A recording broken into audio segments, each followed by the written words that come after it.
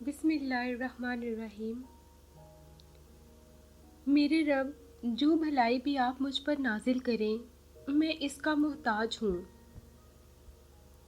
اللہ یقیناً سینوں کے بھید سے پوری طرح باخبر ہے۔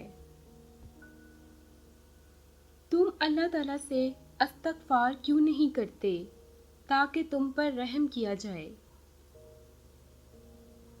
تم اللہ کا کیسے انکار کرتے ہو حالانکہ تم مردہ تھے؟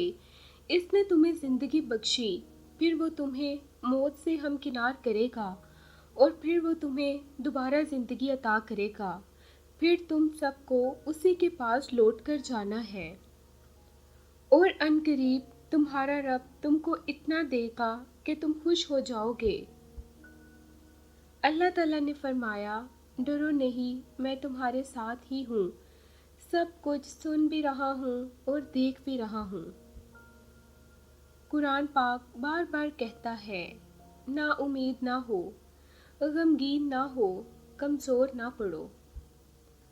بے شک اللہ توکل کرنے والوں سے محبت فرماتا ہے۔ اللہ پر بھروسہ کرو اور اللہ کا مددگار ہونا تمہارے لیے کافی ہے۔ بے شک اللہ جسے چاہتا ہے گمراہ رہنے دیتا ہے اور وہ اپنی طرف آنے کا راستہ اسی کو دکھاتا ہے جو اس کی طرف رجوع کرتا ہے۔ اور یاد کرو جب ایوب نے اپنے رب کو پکارا کہ مجھے بیماری لگ گئی ہے اور تم رحم کرنے والوں میں سے سب سے زیادہ رحم کرنے والا ہے، تو ہم نے اس کی دعا قبول فرمائی اور اس کی تکلیف دور کر دی۔ یقین جانو کہ اللہ زیادتی کرنے والوں کو پسند نہیں کرتا۔